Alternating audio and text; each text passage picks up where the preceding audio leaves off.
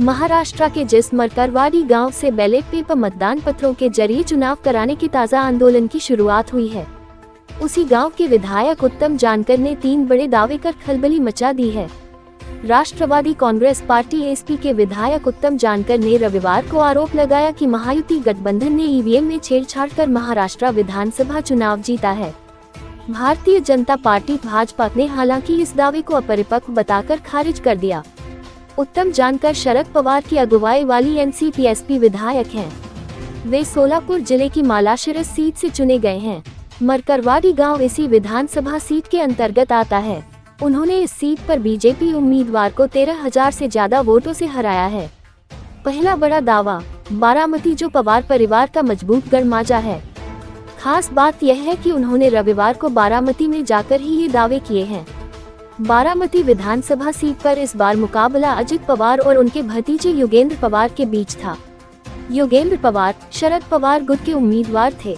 चुनाव परिणामों में चुनाव आयोग ने अजित पवार को बारामती से विजयी घोषित किया है, लेकिन उत्तम जानकर का दावा है कि अजित पवार जीते नहीं बल्कि 20,000 वोट से चुनाव हारे हैं।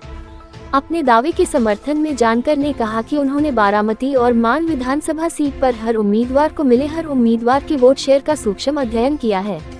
इसके बाद उन्हें समझ में आया कि मान विधानसभा सीट पर ईवीएम में 1 पर 5 की सेटिंग लगाई गई थी। बीजेपी उम्मीदवार को 1,13,000 वोट मिले, इसमें से 30,000 वोट प्रतिद्वंदी उम्मीदवार के हैं, जबकि ईमानदारी से देखें तो वह तकरीबन 13,000 वोट से चुनाव हारे हैं।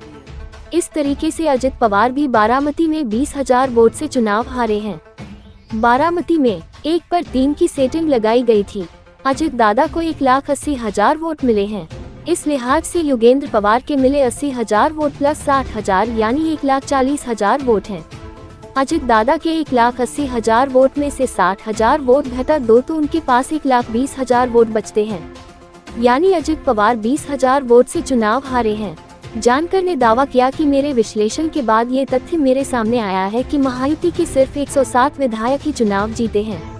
इनमें बीजेपी के 77, एकनाथ शिंदे के नेतृत्व वाली शिवसेना के 18 और अजित पवार के नेतृत्व वाली एनसीपी के सिर्फ 12 विधायक ही चुनाव जीते हैं। इस हिसाब से असल में चुनाव में महायुति को बहुमत नहीं मिला है। जानकर ने चुनाव आयोग को चुनौती दी है कि अगर चुनाव आयोग मेरी विधानसभा सीट पर दोबारा बैलेट पेपर मतपत्र से चुनाव कराने को तैयार हो तो वे अपनी सीट से इस्तीफा देने को राजी हैं। उन्होंने कहा कि चुनाव में ये धांधली रुक सकती है अगर वीवीपैट मशीन से निकलने वाली पर्ची वोटर को दी जाए जो अपने हाथ से उसे बॉक्स में डाले।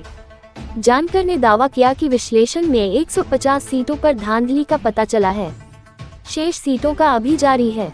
इसके बाद वह अपनी पार्टी के अध्यक्ष शरद पवार, लोकसभा में विपक्ष के नेता राहुल गांधी और चुनाव आयोग के पास जाएंगे और उनके संज्ञान में सारा प्रकरण लाएंगे।